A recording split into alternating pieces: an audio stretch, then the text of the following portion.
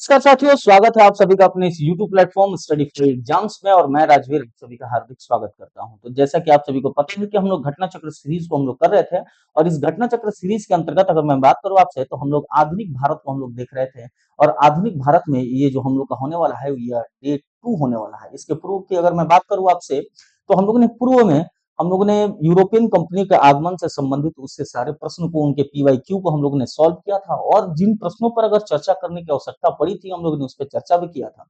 और इसी परिप्रेक्ष्य में आज जो है हम लोग ईस्ट इंडिया कंपनी और बंगाल के नवाब, ठीक है, जो नेक्स्ट चैप्टर है घटना चक्र सीरीज का वो है आपका ईस्ट इंडिया कंपनी और बंगाल के नवाब। इसको हम लोग कंप्लीट करने का इस वीडियो में प्रयास करेंगे। आप सभी को पता होगा ये जो घटना चक्र की जो पुस्तक आती है घटना चक्र पूर्वालोकन, इसी को हम लोग बेस बना के हम लोग इस सीरीज की हम लोग शुरुआत किए हुए हैं। तो होप सो ये सीरीज जो है आपके आगामी एग्जामिनेशन चाहे वो बीपीएससी हो, बीपीएससी टीआरई हो, बीएसएससी हो, यूपी पीसीएस हो, यूपीएसआई हो, बिहार पुलिस हो, तमाम जितने भी परीक्षाएं हैं उनके लिए काफी यह महत्वपूर्ण होने वाला है। ठीक है, तो पूरे पूरे आप लोग क्या करेंगे, सेशन को अंत तक बने रहेंगे और अंत तक इस पूरे सेशन का आप लोग लाभ उठाएंगे। अगर आप लोग इस चैनल पर नए हैं तो आप लोग याद से चैनल को सब्सक्राइब कर दीजिएगा और सेशन पसंद आए तो अपने यार मित्र सखा संबंधी तक ये शेयर कर दीजिएगा और लाइक करना तो भैया साहब भूलना नहीं है। ठीक है, तो चलिए याद रखिएगा आप लोग स्टडी फाई एग्जाम्स को। तो चलिए बिना देरी के हम लोग इस सेशन की शुरुआत करते हैं और सेशन में जो पहला प्रश्न आपके सामने यह आता है,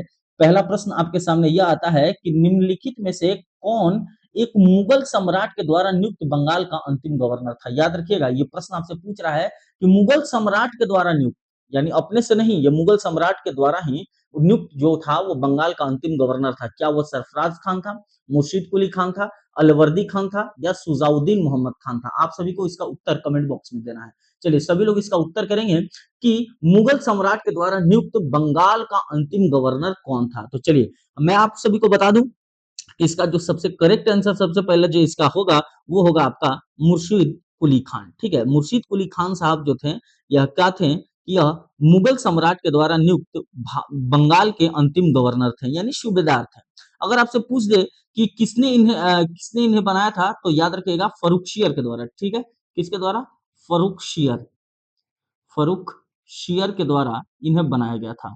ठीक है, फर्रुखशियर के द्वारा इन्हें बनाया गया था। कब बनाया गया था अगर आपसे पूछ दे तो 1717 में। ठीक है, 1717 में मुर्शीद कुली खान जो होते हैं यह मुगल सम्राट के द्वारा नियुक्त बंगाल के अंतिम गवर्नर होते हैं। ठीक है, चलिए तो नेक्स्ट प्रश्न की तरफ चलते हैं। नेक्स्ट प्रश्न आपसे क्या पूछता है, वही रिपीट प्रश्न है कि मुगल बादशाह के द्वारा नियुक्त बंगाल का अंतिम सूबेदार कौन था। तो याद रखिएगा दोस्त, कौन था? मुर्शीद कुली खान। ठीक है, मुर्शीद कुली खान जो थे यह क्या थे, यह आपके मुगल बादशाह के द्वारा नियुक्त बंगाल के अंतिम सूबेदार थे। ठीक है, अंतिम सूबेदार थे। चलिए नेक्स्ट प्रश्न की तरफ अगर हम बात करें, नेक्स्ट प्रश्न की तरफ चलते हैं। नेक्स्ट प्रश्न आपसे बोलता है कि निम्नलिखित में से कौन सा युद्ध था जिसने भारत में ब्रिटिश प्रभुत्व को प्रारंभ किया। यानी इसको यह बताना है कि वो कौन से युद्ध के बाद ब्रिटेन ने जो अंग्रेजी सत्ता थी उसके प्रभुत्व को भारत में मजबूत किया। क्या वो बक्सर की लड़ाई थी, क्या वो बक्सर की लड़ाई थी, प्लासी का लड़ाई था, मैसूर की तीसरी लड़ाई थी या 1857 का स्वतंत्रता संग्राम है? आप सभी को इसका उत्तर करना है ये कौन सा युद्ध था जिसने ब्रिटिश प्रभुत्व को प्रारंभ किया था भारत में। तो याद रखिएगा इसका जो आपका करेक्ट आंसर होगा वो क्या हो जाएगा आपका प्लासी का युद्ध। ठीक है, याद होगा आपको प्लासी का युद्ध, इस पे मैंने एक शॉर्ट्स भी आप लोगों को बना के दिया हुआ था। एक ऐसा युद्ध था जिसने लगभग भारत को 200 वर्षों का गुलाम बना दिया, 200 वर्षों का गुलाम बना दिया। एक धोखाबाज होता है जिसका नाम होता है मीर जाफर। क्या नाम होता है? मीर जाफर नाम होता है। यह क्या करता है कि यह धोखा देता है जिसकी वजह से क्या होता है कि आपका ब्रिटेन का जो प्रभुत्व है वो भारत में स्थापित हो जाता है। अगर मैं आपसे बात करूं तो अंग्रेजों के परिप्रेक्ष्य से यहाँ पर रॉबर्ट क्लाइव थे जो नेतृत्व कर रहे थे, रॉबर्ट क्लाइव थे जो कि यहाँ पर नेतृत्व कर रहे थे। अगर आपसे पूछ दे कि प्लासी का जो युद्ध हुआ था वह कब हुआ था तो याद रखिएगा 1757 को। ठीक है, 1757 को यह युद्ध हुआ था। कब हुआ था? तो 20 जून 1757। ये चीज को आप लोग याद रखेंगे। ठीक है, ये चीज को आप लोग याद रखे थे।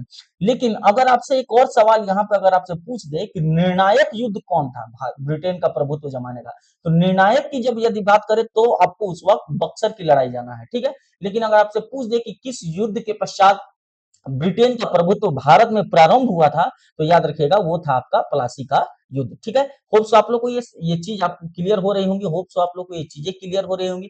नेक्स्ट हम लोग प्रश्न की तरफ चलते हैं। कहता है कि इंग्लैंड में ईस्ट इंडिया कंपनी की भारत में प्रथम निर्णायक सैन्य सफलता मानी जाती है। ठीक है, यानी आपको यह बताना है कि कौन सा युद्ध होता है जिससे इंग्लैंड की ईस्ट इंडिया कंपनी की भारत में प्रथम निर्णायक सैन्य सफलता मानी जाती है। क्या वह बक्सर का युद्ध होता है, क्या वह प्लासी का युद्ध होता है, क्या वह पानीपत का युद्ध होता है, या वह हल्दी घाटी का युद्ध होता है। ठीक है, तो आपको याद होगा अभी मैंने कुछ देर पहले पिछले प्रश्न में आपसे मैंने चर्चा भी किया था, तो उसका जो करेक्ट आंसर हो जाएगा वो कब हो जाएगा, आपको प्लासी का युद्ध। ठीक है, वो क्या आंसर हो जाएगा आपका, प्लासी का युद्ध। याद रखिएगा कब हुआ था, 1757 में। ठीक है, ठीक है, इस चीज को आप लोग याद रखेंगे। ठीक है, 20 जून, 20 जून, इस चीज को आप याद रखिएगा। ठीक है, तो देखिए प्रश्न आपके सामने, एक ही प्रश्न के कई प्रकार हैं, केवल शब्दों के साथ हर एक एग्जाम में खेला जाता है, इस चीज को आप लोग याद रखिएगा। अगर कोई भी बंदा या एग्जामिनेशन दे रहा हो, कोई भी छात्र है वो एग्जाम दे रहा है, अगर उस परीक्षा में जो प्रश्न पूछे जा रहे हैं उस प्रश्न के पूछे भाव को अगर समझ लेता है तो एकदम मजबूती के साथ वो अपना आंसर एकदम सटीक दे सकता है। ठीक है, चलिए नेक्स्ट प्रश्न की तरफ चलते हैं।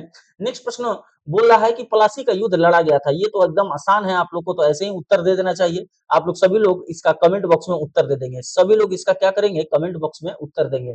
क्या प्लासी का युद्ध 1761 में हुआ था, 1757 में हुआ था, 1760 में हुआ था, या 1767 में हुआ था? आप सभी को उत्तर देना है। उत्तर क्या, एकदम सिंपल सा इसका उत्तर होगा, क्या होगा, 1757। ठीक है, 1757 जो इसका करेक्ट आंसर होगा। ठीक है, 1757 इसका क्या होगा, वो आपका करेक्ट आंसर होगा। चलिए नेक्स्ट बोल रहा है कि सिराजुद्दौला लॉर्ड कल्लाइव के द्वारा परास्त हुआ था डैश युद्ध में। अब देखिए प्लासी का युद्ध जो होता है, आपको याद होना है, प्लासी का जो युद्ध होता है, ठीक है, प्लासी का जो युद्ध होता है, तो अंग्रेजों की तरफ नेतृत्व कौन कर रहे थे, रॉबर्ट क्लाइव। ठीक है, रॉबर्ट क्लाइव। और दूसरी तरफ जो थे, दूसरी तरफ थे वो सिराजुद्दौला, सिराजुद्दौला, ठीक है, मीर जाफर,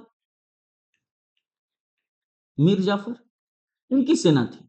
लेकिन इस सेना में क्या होता है कि मीर जाफर धोखा दे देता है सिराजुद्दौला को, जिसके कारण क्या होता है कि प्लासी का जो युद्ध होता है वह इजी गोइंग रॉबर्ट क्लाइव क्या करता है, रॉबर्ट क्लाइव के नेतृत्व में यह युद्ध जीत जाता है। तो इसका जो आपसे प्रश्न पूछ रहा है कि सिराजुद्दौला द्वारा सिराजुद्दौला लॉर्ड क्लाइव द्वारा परास्त हुआ था किस युद्ध में, तो याद रखिएगा कौन सा युद्ध था, आपका प्लासी का युद्ध। ठीक है, ये आपका क्या होगा, आपका प्लासी का युद्ध जो होगा इसका करेक्ट आंसर होगा। चलिए नेक्स्ट प्रश्न की तरफ चलते हैं। कह रहा है कि भारत वर्ष में ब्रिटिश साम्राज्य का संस्थापक कौन था। ये थोड़ा सा प्रश्न जो है, यह बड़ा बढ़िया प्रश्न आपसे पूछा है कि आपको बताना है कि वास्तविक संस्थापक जो है वह किसे माना जाता है। भारतवर्ष में ब्रिटिश साम्राज्य का संस्थापक कौन था? क्या वॉरेन हेस्टिंग थे, लॉर्ड एमहर्स्ट थे, लॉर्ड रॉबर्ट क्लाइव थे, या लॉर्ड विलियम बेंटिक थे? आपको इसका उत्तर करना है। आपको इसका उत्तर करना है कि बताइए कि कौन ब्रिटिश साम्राज्य का संस्थापक था भारतवर्ष में। तो सिंपल सा इसका जो करेक्ट आंसर होगा वो क्या होगा, आपका रॉबर्ट क्लाइव। आपको याद होगा कि रॉबर्ट क्लाइव का ही यह युद्ध का नेतृत्व करना, उनका नेतृत्व करना, प्लासी का युद्ध का नेतृत्व करना, साथ ही साथ बक्सर के युद्ध में भी अपनी महत्वपूर्ण भूमिका निभाना, और अंग्रेजों का जो मजबूती तौर पे अगर मैं बात करूं आपसे, प्रभुत्व जमाने में रॉबर्ट क्लाइव का काफी योगदान माना जाता है। तो वास्तविक संस्थापक भी रॉबर्ट क्लाइव को माना जाता है। रॉबर्ट क्लाइव के बारे में एक चीज मैं और बताता हूँ, बहुत सारे लोग इसको इग्नोर कर देते हैं कि एक्चुअली रॉबर्ट क्लाइव ना एज ए क्लर्क था। ठीक है, एज ए क्या था, क्लर्क था, पियन अगर वो बोल सकते हैं, जो काम काज जो बड़ा बाबू लोग होते हैं ना सरकारी ऑफिस में, तो ऐसे ही वो क्लर्क था ईस्ट इंडिया कंपनी में। लेकिन इसने अपने कूटनीति के वजह से, अपने राजनीतिज्ञ के वजह से इन्होंने अपने आप को क्या बनाया कि अपने आप को एक गवर्नर के रूप में, एक बढ़िया, एक मजबूत गवर्नर के रूप में अपने आप को स्थापित किया था। ठीक है, तो चलिए नेक्स्ट नेक्स्ट प्रश्न की तरफ चलते हैं। नेक्स्ट प्रश्न कहता है कि निम्नलिखित में से किसे स्वर्ग से उपन सेना नायक कहा गया है, यानी स्वर्ग से उतरा हुआ सेना नायक। ठीक है, स्वर्ग से उतरा हुआ सेना नायक किसे कहा गया है, आपको इसका उत्तर करना है। क्या अल्बुकर को कहा गया है, रॉबर्ट क्लाइव को कहा गया है, या फ्रांसीसी डुप्ले को कहा गया है, या लॉर्ड कर्नवालिस को कहा गया है? आपको इसका उत्तर करना है कि किसे स्वर्ग से उतरा हुआ उप सेना नायक कहा गया है। ठीक है, आपको इसको बताना है, आपको इसका उत्तर करना है, आपको इसका उत्तर करना है। तो याद रखिएगा रॉबर्ट क्लाइव को कहा गया है। ठीक है, याद कहिएगा कि क्या किसको कहा जाता है, ये प्रश्न आपके एग्जाम में बहुत पूछे जाते हैं, तो इस चीज को याद रखिएगा। रॉबर्ट क्लाइव को क्या कहा जाता है कि स्वर्ग से उतरा हुआ एक सेना नायक था, ठीक है, स्वर्ग से। अगर आपसे पूछ दे कि किसने कहा था, तो विलियम पिट के द्वारा ये बात कही गई थी। किसके द्वारा कही गई थी? विलियम पिट के द्वारा यह बात कही गई थी कि जो रॉबर्ट क्लाइव है वह स्वर्ग से उत्पन्न सेना नायक है। नेक्स्ट प्रश्न की तरफ चलते हैं कि पलासी का युद्ध का मैदान कहाँ स्थित है? क्या वो बिहार में स्थित है, आंध्र प्रदेश में स्थित है, उड़ीसा में स्थित है, या पश्चिम बंगाल में स्थित है? आप सभी को इसका उत्तर करना है कि कहाँ पे है। तो देखिए, जो पलासी का युद्ध का मैदान है वो वर्तमान किसमें है? आपका पश्चिम बंगाल के क्षेत्र में है, ठीक है, पश्चिम बंगाल के क्षेत्र में है। अगर आपसे पूछ दे तो याद रखिएगा कहाँ पे है, तो नादिया जिला है, ठीक है, नादिया नादिया जिला है। और यह किस नदी के किनारे है? याद रखिएगा, भागीरथी, ठीक है, भागीरथी नदी के किनारे है। चलिए नेक्स्ट प्रश्न की तरफ चलते हैं। कह रहा है कि निम्न में से किसने अपनी राजधानी मुर्शिदाबाद से मुंगेर स्थानांतरित की थी? आपको इसका उत्तर करना है कि निम्न में से किसने, कौन सा बंगाल का वह नवाब था जिसने अपनी राजधानी जो थी वो मुर्शिदाबाद से मुंगेर स्थानांतरित की थी? क्या अलवर्दी खान ने की थी, सिराजुद्दौला ने की थी, मीर जाफर ने की थी, या मीर कासिम ने की थी? आपको इसका सही उत्तर करना है कि किसने अपनी राजधानी जो है वह क्या करना है कि स्थानांतरित किया मुर्शिदाबाद से मुंगेर की ओर, ठीक है। तो याद रखिएगा, यह कौन करता है? तो मीर कासिम करते हैं। कौन करते हैं? मीर कासिम करते हैं। कौन करते हैं भाई? तो मीर कासिम करते हैं। इनका मानना था कि मुर्शिदाबाद में क्या है कि पूरा षड्यंत्र का माहौल चल रहा है, तो इससे अच्छा है कि हम एक काम करते हैं कि अपना शिफ्ट क्या कर लेते हैं, अपना राजधानी शिफ्ट कर लेते हैं मुंगेर, बिहार का जिला है मुंगेर, और यहीं पर वो शिफ्ट कर लेते हैं। और आपको पता होगा कि इन्हीं के द्वारा गन फैक्ट्री भी वहीं पर लगवाई गई थी, जो कि आज भी हम लोग नाम सुनते हैं, गन फैक्ट्री मुंगेर, ठीक है, गन फैक्ट्री मुंगेर। इस चीज को आप लोग याद कीजिएगा, ठीक है, याद रखिएगा। नेक्स्ट प्रश्न की तरफ चलते हैं। कह रहा है कि सबसे अधिक निर्णायक युद्ध जिसने अंग्रेजों को भारत में प्रभुत्व को संस्थापित किया था, यानी आपको यह बताना है कि सबसे सटीक निर्णायक युद्ध कौन सा माना जाता है, सबसे सटीक निर्णायक युद्ध कौन सा माना जाता है जिसने अंग्रेजों को भारत में प्रभुत्व को स्थापित किया? क्या वो बक्सर का युद्ध था, पलासी का युद्ध था, वंडीवाश का युद्ध था, या पानीपत का तीसरा युद्ध था? तो आप याद रखिएगा, इसका जो आपका करेक्ट आंसर होगा वो क्या होगा? आपका बक्सर का युद्ध। बक्सर का युद्ध सबसे निर्णायक युद्ध माना जाता है, सबसे क्या होता है? निर्णायक युद्ध माना जाता है, जो कि आपके 1764 में अंग्रेज ने मीर कासिम, अवध के नवाब सिराजुद्दौला और दिल्ली के मुगल सम्राट जो होते हैं शाह आलम द्वितीय, इनसे सम्मिलित होकर क्या हुआ था? बक्सर का युद्ध हुआ था। एक तरफ अंग्रेज थे, ठीक है, और अंग्रेज की जो कमान संभाले हुए थे वो थे आपके कौन? हेक्टर मुनरो, ठीक है, याद रखिएगा, हेक्टर मुनरो, ठीक है, हेक्टर मुनरो थे उधर से।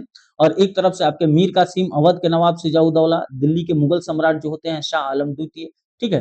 तो ये आपके जो होते हैं, ये इनमें युद्ध होता है और अंग्रेजों की इसमें क्या होती है? जीत हो जाती है, ठीक है, जीत हो जाती है।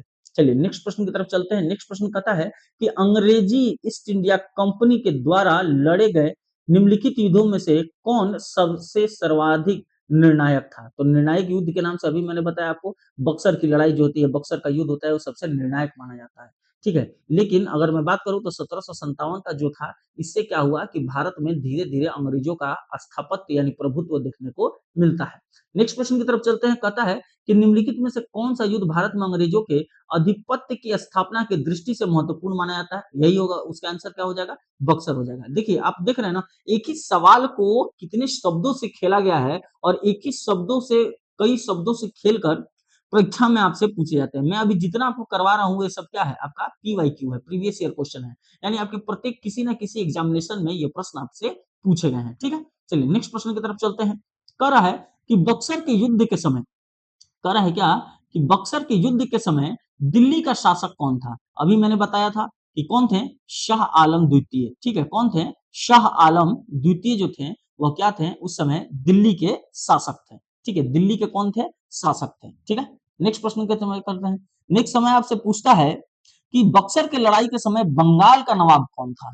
ठीक है, ये जो प्रश्न है, देखिए आपसे सारा का सारा प्रश्न जो है वह घुमा के पूछ रहा है। आपको बताना है कि बक्सर की लड़ाई के समय बंगाल का नवाब कौन था, ठीक है, बक्सर के युद्ध के समय बंगाल का नवाब कौन था? आपको इसका उत्तर करना है। क्या वो सिराजुद्दौला था, मीर जाफर था, मीर कासिम था, या नजीमुद्दौला था? आपको इसका उत्तर करना है कि इसका करेक्ट आंसर क्या होगा। तो याद रखिएगा बक्सर का जो युद्ध हो रहा था उस समय जो थे वो कौन था? वो मीर जाफर था। कौन था? मीर जाफर था। ठीक है, बंगाल का। ठीक है, बंगाल का जो था वो मीर जाफर था। नेक्स्ट कह रहा है कि बक्सर की लड़ाई के बाद किस संधि पर हस्ताक्षर किए गए? तो याद रखिएगा बहुत ज्यादा ही फेमस यह संधि है। बहुत ज्यादा ही फेमस क्या है? यह संधि है। आपको इस चीज को याद रखना होगा। आपको इस चीज को याद रखना होगा। ठीक है, तो याद रखिएगा कि बक्सर की लड़ाई के बाद ना दो संधियां होती हैं। ठीक है, कितनी संधियां होती हैं? दो संधियां होती हैं। एक संधिया जो जो संधि होती है वह मुगल सम्राट के बीच में होता है, जो शाह आलम होते हैं। शाह आलम इनके मध्य होता है। और दूसरा जो संधि होता है वह आपको कमेंट बॉक्स में बताना है कि किसके बीच में हुआ था। आपको कमेंट बॉक्स में इसका उत्तर करना है कि किसके मध्य हुआ था। ठीक है, तो याद रखिएगा अवध के नवाब जो होते हैं, मैं ही बता दे रहा हूं आपको, अवध के जो नवाब थे, ठीक है, कौन थे? सुजाउदौला। सुजाउदौला, ठीक है, सुजाउदौला, इनके बंधे होता है। ठीक है, तो इलाहाबाद के दोनों संधि को हम लोग किस संधि के नाम से जानते हैं? इलाहाबाद के संधि के नाम से जानते हैं। ठीक है, दो संधियां होती हैं, लेकिन जो सबसे पहला जो संधि होता है वह कौन सा होता है? तो याद रखिएगा शाह आलम। सेकंड जो होता है आपका आपका अवध अवध के नवाब होते हैं सिराजुद्दौला, उनके साथ होता है। तो बक्सर की लड़ाई के बाद किस संधि पर हस्ताक्षर किए गए? याद रखिएगा कौन सा था आपका? इलाहाबाद की संधि। ठीक है, कौन सी संधि होती है आपकी? इलाहाबाद की संधि होती है। इस चीज को याद रखिएगा। 1765 में, 1765 में। ठीक, चलिए नेक्स्ट प्रश्न की तरफ चलते हैं। कह रहा है कि निम्नलिखित में से जिस एक शासक ने ईस्ट इंडिया कंपनी को दीवानी प्रदान की थी वह था? यानी दीवानी अधिकार, यानी दीवानी अधिकार का मतलब क्या होता है आपको पता है? दीवानी अधिकार का मतलब होता है कर वसूल करने का अधिकार। तो कौन शासक था जिसने ईस्ट इंडिया कंपनी को दीवानी अधिकार प्रदान किया था? क्या वो फर्रुखियर था, शाह आलम प्रथम था, शाह आलम द्वितीय था, या सुजाउदौला था? आपको इसका उत्तर करना है। आपको इसका उत्तर करना है कि दीवानी अधिकार किस मुगल बादशाह ने दिया था? ठीक है, किस मुगल बादशाह ने दिया था? आपको इसका उत्तर करना है। आपको इसका क्या करना है? उत्तर करना है। आपको इसका उत्तर करना है। तो याद रखिएगा इसका जो आपका करेक्ट आंसर होगा वो क्या हो जाएगा? वो क्या हो जाएगा आपका? शाह आलम द्वितीय। ठीक है, वो क्या हो जाएगा आपका? शाह आलम द्वितीय। इस चीज को आप याद रखिएगा। और ये चीज किसमें मेंशन था? याद रखिएगा अभी हम लोग ने पढ़े हैं इलाहाबाद के संधि में। इलाहाबाद के संधि में शामिल था। ये बातें शामिल थी कि हमको दीवानी अधिकार हमको चाहिए। ठीक है, कर वसूल करने का चाहिए। ठीक है, चलिए नेक्स्ट प्रश्न की तरफ चलते हैं। कह रहा है कि 1765 में ईस्ट इंडिया कंपनी को बंगाल की दीवानी किसने प्रदान की थी? आपको भी पता होगा। अभी हम लोग ने जस्ट पिछले प्रश्न पे हम लोग ने चर्चा किया था आपसे कि शाह आलम द्वितीय के द्वारा किया गया था। अब आपसे इस प्रश्न में आपसे यह पूछ रहा है, अब आपसे प्रश्न में यह पूछ रहा है कि बंगाल की दीवानी किसने प्रदान की थी? तो याद रखिए कौन थे? मुगल सम्राट। मुगल सम्राट। ठीक है, कौन थे? मुगल सम्राट। इस चीज को आप लोग याद रखेंगे। ठीक है, इस चीज को याद रखेंगे। अगर आपसे पूछ दे कि कहाँ की दीवानी प्रदान हुई थी, ठीक है, तो बंगाल की। ठीक है, कहा कि आपकी बंगाल की दीवानी अधिकार इन्हें प्रदान किया गया था। नेक्स्ट प्रश्न की तरफ चलते हैं। नेक्स्ट प्रश्न आपसे पूछता है कि किस गवर्नर के कार्यकाल में ईस्ट इंडिया कंपनी को शहंशाह आलम द्वारा बंगाल, बिहार, उड़ीसा के दीवानी अधिकार दिए गए थे? ठीक है, यहाँ पर थोड़ा सा शहंशाह आलम नहीं होगा। ठीक है, ये यहाँ पर गलत है। ये यहाँ पर गलत है। शाह आलम के द्वारा बंगाल, बिहार, उड़ीसा के दीवानी अधिकार दिए गए। तो उस समय कौन था? उस समय कौन था? आपको इसका उत्तर करना है। क्या रॉबर्ट क्लाइव थे, लॉर्ड कॉर्नवालिस थे, लॉर्ड वेलेस्ली थे, या लॉर्ड विलियम बेंटिक थे? आपको इसका उत्तर करना है कि उस समय कौन था? उस समय कौन था? तो याद रखिएगा हम लोगों ने काफी चर्चा किया है कि कौन था उस समय? लॉर्ड क्लाइव थे। लॉर्ड क्लाइव थे। ठीक है, चलिए नेक्स्ट। कह रहा है कि सम्राट शाह आलम द्वितीय ने ईस्ट इंडिया कंपनी को बंगाल, बिहार, उड़ीसा के दीवानी अधिकार प्रदान की थी। 20 अगस्त 1765 को, 18 अगस्त 1765 को, 29 अगस्त 1765 को, या 21 अगस्त 1765 को? आपको इसका उत्तर करना है कि किस तारीख को यह प्रदान किया गया था। तो याद रखिएगा ये जो दीवानी अधिकार प्रदान किया गया था वह 12 अगस्त 1765 1765 को। कब किया गया था? 12 अगस्त 1765 को। और ये सारी बातें किसमें लिखी हुई थी? इलाहाबाद के संधि में। याद रखिएगा मेरे दोस्त, इलाहाबाद की संधि जो होती है वह सबसे महत्वपूर्ण संधियों में से एक मानी जाती है। ठीक है, क्योंकि देखिए उस वक्त ना बंगाल, बिहार, उड़ीसा, ये जो क्षेत्र जो थे ना, ये जो क्षेत्र थे वो काफी समृद्ध क्षेत्र माने जाते थे, काफी समृद्ध क्षेत्र माने जाते थे। इन क्षेत्रों में क्या होता था, बढ़िया से इसकी उपज बढ़िया थी, यहाँ की मिट्टी, भूमि, ये सब क्या थे, बहुत बढ़िया थे।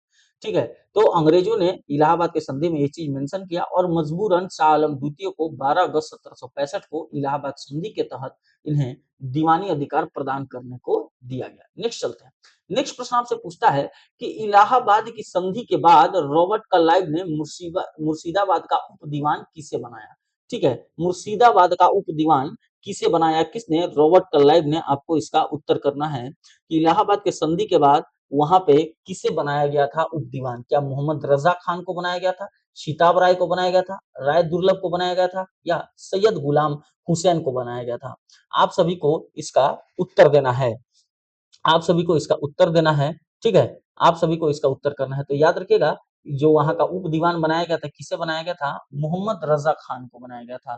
किसे बनाया गया था? मोहम्मद रजा खान को। अब देख रहे हैं ना, धीरे धीरे एक जो व्यापारी थे, जो व्यापार करने आए हुए थे, अब धीरे धीरे क्या कर रहे हैं, पूरा का पूरा शासन व्यवस्था। अब देखिए यहाँ पर दीवान भी अब उनके हिसाब से नियुक्त होना भारत में शुरू हो चुका है। ठीक है, शुरू शुरू हो चुका है। इस चीज को आप लोग याद रखिएगा। ठीक है, चलिए नेक्स्ट प्रश्न की तरफ चलते हैं। नेक्स्ट प्रश्न कह रहा है कि 1765 में दीवानी प्रदान किए जाने के बाद ब्रिटिश सबसे पहले निम्नलिखित में से किस पर्वतीय जनजाति के संपर्क में आए? ये बहुत इंपॉर्टेंट क्वेश्चन है, मैं या बता दे रहा हूँ। और आपके ये पीसीएस वगैरह में ये प्रश्न जो है आपके पूछे गए हैं कि जब 1765 में जब दीवानी अधिकार उन लोगों को मिल जाता है ब्रिटेन को, तो वह किस पर्वतीय जनजाति के संपर्क में पहली बार आए थे? क्या वो गारो, खासी, कुकी या टिपराहा? आपको इसका उत्तर करना है कि किसके संपर्क में आए थे। ठीक है, किसके संपर्क में ये आए थे? तो ये आप याद रखिएगा कि इसका जो आपका करेक्ट आंसर होगा वो क्या होगा? खासी। खासी जनजाति जो है वह इनके संपर्क में 1765 के बाद से यह उनके आते हैं। और कब मिलते हैं? तो याद रखिएगा कहाँ मिलते हैं? तो सिलहट में। कहाँ पे? सिलहट। सिलहट एक जगह है, वहां पर आते हैं, वहीं पे मिलते हैं। और खासी जनजाति के लोग चावल, नमक, सूखी मछली के बदले रेशम, सूती का सामान, लोहा, मोम, ये सब चीज क्या करते हैं, या सिलहट के पास वो समीप जाते थे। सिलहट एक समझ जाइए कि बॉर्डर था, एक जगह था जहां से अंग्रेज क्या करते थे कि सामान का आदान प्रदान या करते थे। ठीक है, चलिए नेक्स्ट प्रश्न की तरफ चलते हैं। नेक्स्ट प्रश्न बोलता है कि 18वें शतक नहीं, यहाँ पे शताब्दी होगा। ठीक है, 18वें शताब्दी में भारत में लड़े गए युद्धों का निम्नलिखित में से कौन से सही कलानुक्रम कौन सा है? यानी आपको यह बताना है कि जो कालानुक्रम है, यानी सही समय पर कौन कौन सा युद्ध हुआ है, आपको इसका उत्तर करना है। सही समय पर कौन कौन सा युद्ध हुआ है? क्या वांडीवाश का युद्ध, उसके बाद से बक्सर का युद्ध, अंबर का युद्ध या पलासी का युद्ध? तो ये भैया गलत है। वांडीवास का युद्ध, पलासी का युद्ध, अंबर का युद्ध या बक्सर का युद्ध, ये भी गलत है, ये करेक्ट नहीं है। अंबर का युद्ध, बक्सर का युद्ध, वांडीवास का युद्ध या पलासी का युद्ध, ये भी क्या है, गलत है। इसका जो करेक्ट आंसर होगा वो क्या होगा? बी होगा। सबसे पहले अंबर का युद्ध होता है, उसके बाद से पलासी का युद्ध होता है, फिर वांडीवास का युद्ध होता है, और फिर से आपका बक्सर का युद्ध होता है, जो कि निर्णायक माना जाता है। ठीक है, चलिए नेक्स्ट क्वेश्चन की तरफ चलते हैं। कह रहा है कि उस फ्रांसीसी सेनापति का नाम बताइए जो 1760 में वांडीवास के युद्ध में पराजित हुआ था। यानी आपको यह बताना है कि वो फ्रांसीसी सेनापति कौन था जो कि 1760 में हुए वांडीवास के युद्ध में, कौन से युद्ध में? वांडीवास के युद्ध में क्या हुआ था? पराजित हुआ था। काउंट लाली, फ्रांसीसी मार्टिन, डुप्ले या इनमें से कोई नहीं? आपको इसका सही उत्तर देना है कि कौन फ्रांसीसी था जो 1760 के वंडीवास के युद्ध में क्या होता है? पराजित होता है। तो उसका याद रखिएगा आपको, कौन होता है? काउंट लाली। ठीक है, काउंट लाली जो होता है वह क्या होता है? 1760 के वंडीवास के युद्ध में क्या होता है आपका? परास्त होता है। ठीक है, क्या होता है? परास्त होता है, यानी हारता है। नेक्स्ट प्रश्न की तरफ चलते हैं। कह रहा है कि वंडीवास का युद्ध 1760 में किसके मध्य हुआ था? क्या फ्रेंच ने ब्रिटेन को हराया था, ब्रिटिश ने डच को हराया था, ब्रिटिश ने फ्रेंच को हराया था, या डचों ने ब्रिटिश को हराया था? आपको इसका उत्तर करना है कि कौन सा सही होगा। वांडीवाश का युद्ध आपको पता होगा किसके किसके मध्य में हुआ था, तो ब्रिटेन और फ्रांस के मध्य में, ठीक है, ब्रिटेन और फ्रांस के मध्य में हुआ था यह, ठीक है। और इसमें क्या हुआ था कि ब्रिटेन ने फ्रेंच को हराया था, ठीक है, ब्रिटेन ने क्या किया था, फ्रेंच को हराया था। नेक्स्ट कर रहा है, नेक्स्ट प्रश्न आपसे कर रहा है कि 1760 का प्रसिद्ध वांडीवाश का युद्ध अंग्रेजों के द्वारा किसके खिलाफ लड़ा गया था, तो सिंपल सा इसका आंसर क्या हो जाएगा, फ्रांसीसी के द्वारा, ठीक है, फ्रांसीसियों के द्वारा। देखिए यहाँ पर ना आपको वांडीवाश का युद्ध, ठीक है, वांडीवाश के युद्ध के बारे में थोड़ा सा आपको जानकारी आपको होना चाहिए। कब होता है, 1760 में। किसके किसके मध्य होता है, तो ब्रिटेन, ठीक है, ब्रिटेन और फ्रांसीसियों के मध्य में होता है, ठीक है, ब्रिटेन और फ्रांस के मध्य में होता है। इसमें से कौन विजेता बनता है, तो ब्रिटेन बनता है, ठीक है, कौन बनता है, ब्रिटेन बनता है, ठीक है। चलिए नेक्स्ट कर रहा है, नेक्स्ट कर रहा है कि निम्न में से किसने भारत में अंग्रेजों को सर्वाधिक विरोध किया था, यानी अंग्रेजों का विरोध सबसे ज्यादा किसने किया था, मराठा, मुगल, राजपूत या सिख, ठीक है। आपको इसका उत्तर करना है कि किसने सबसे ज्यादा विरोध किया था, क्या मराठा ने किया था, क्या मुगल ने किया था, राजपूत ने किया था या सिख ने किया था, तो ठीक है, तो इसका जो आपका करेक्ट आंसर होगा वो क्या हो जाएगा, मराठा हो जाएगा। इसका जो आपका करेक्ट आंसर हो क्या हो जाएगा बाबू, आपका मराठा जो है इसका आपका करेक्ट हो जाएगा। आपको इस चीज को याद रखना है, ठीक है, आपको इसको याद रखना है। और आपको याद होगा कि अंग्रेजों ने इन्हीं मराठा को दबाने के लिए 3 साल तक, 3 साल तक एक युद्ध चलता है जिसको हम लोग आंग्ल मराठा युद्ध के नाम से जानते हैं। किस नाम से जानते हैं, आंग्ल मराठा युद्ध, ठीक है, आंग्ल मराठा युद्ध के नाम से हम लोग क्या करते हैं बाबू, इसे जानते हैं, ठीक है। इस चीज को आप लोग याद रखेंगे, ठीक है, इस चीज को क्या करेंगे आप लोग याद रखेंगे। तो चलिए हम लोग का सेशन जो है आज जो रहा वो बंगाल के नवाब और उनसे जो प्रश्न बनते हैं ईस्ट इंडिया कंपनी के, वो हम लोग का सेशन यहीं पर समाप्त होता है। और आप सभी से रिक्वेस्ट है कि सेशन अगर आप लोग को अच्छा लग रहा हो तो सेशन को एकदम लाइक शेयर सब्सक्राइब तीनों का तीनों एकदम कर देना है। चैनल पर नए होंगे तो उसको सब्सक्राइब भी कर लेना है। और नेक्स्ट जो है हम लोग अगले चैप्टर के साथ आपके समक्ष उपलब्ध होंगे। तब तक के लिए दीजिए अलविदा। और आप सभी का पढ़ाई लिखाई खूब बढ़िया से चले, हमारी यही कामना होती है। और आप सभी खूब बढ़िया से मन लगा से पढ़े रहें। और मैं आपको बता रहा हूँ कि अगर आप लोग ये घटना चक्र सीरीज के जितने PYQ है अगर आप लोग कर लिए तो मैं इतना गारंटी दे रहा हूँ कि आपका कोई भी प्रश्न आपसे छूटने वाला नहीं है। और मैं ये जो है वो प्रतिदिन आपको लेके आऊंगा। बीच में 1-2 दिन डिस्टर्ब हुआ था, ठीक है, लेकिन फिर आपसे आज से आपका कंटिन्यू हो गया। आपका ईस्ट इंडिया कंपनी और बंगाल के नवाब ये जो था चैप्टर ये हम लोगों ने कंप्लीट कर लिया। इस चैप्टर से लगभग मैं बात करूँ आपसे तो इस चैप्टर से लगभग 29 प्रश्न जो थे वो बने थे, ठीक है, कितने प्रश्न बने थे, 29 प्रश्न बने थे। और ये जो चैप्टर रहा था वो बेसिकली किस पे था, तो बंगाल के नवाब पे था, बंगाल के नवाब और ईस्ट इंडिया कंपनी, ठीक है, बंगाल के नवाब और ईस्ट इंडिया कंपनी पर ये पूरा का पूरा ये चैप्टर था, ठीक है। जो कि आप देखेंगे तो घटना चक्र का जब आप लोग किताब खरीदेंगे तो उसमें आप लोग इस चीज को आप लोग पढ़ पाएंगे और इस चीज को आप लोग देख पाएंगे कि इसमें ऐसे ही पूरा का पूरा जो पैटर्न है वो ऐसे ही पैटर्न में दिया हुआ है, ठीक है। तो हम लोग डेली डेली हम लोग क्या करेंगे, इसका प्रत्येक चैप्टर को हम लोग कंप्लीट करेंगे, प्रत्येक चैप्टर को क्या करेंगे, कंप्लीट करेंगे। अब नेक्स्ट जो हम लोग पढ़ेंगे वो क्षेत्रीय राज्यों के बारे में पढ़ेंगे, पंजाब और मैसूर, ठीक है, पंजाब और मैसूर। अगर आप लोग बोलेंगे, अगर आप लोग का डिमांड होगा तो मैं इसका पूरा का पूरा क्या करूंगा कि आप लोग को एक थ्योरी का भी क्लास में दे दूंगा, ठीक है, थ्योरी के बाद आपको MCQ अगर कराऊंगा। अगर आप लोग को सेशन पसंद है कि आगे मैं उन थ्योरियों को समझा दूं कि क्या क्या घटनाक्रम रही थी, क्यों, कारण क्या हुआ था, उसके बाद से हम लोग MCQ करें, यानी ये मैं डिसीजन आप लोग पे छोड़ता हूँ कि आप लोग को कैसा चाहिए, या MCQ डायरेक्ट चाहिए या थ्योरी प्लस MCQ चाहिए, ठीक है। तो चलिए तब तक के लिए मैं आपसे लेता हूँ अलविदा। और आप लोग खूब बढ़िया पढ़ाई लिखाई अपना करते रहें और आप सबके आगामी भविष्य के लिए पूरा का पूरा स्टडी 5 एग्जाम्स परिवार शुभकामनाएं देता है। चलिए मिलते हैं नेक्स्ट वीडियो में, नेक्स्ट प्रश्नों के साथ, नए प्रश्नों के साथ, नए चैप्टर के साथ। तब तक के लिए दीजिए धन्यवाद।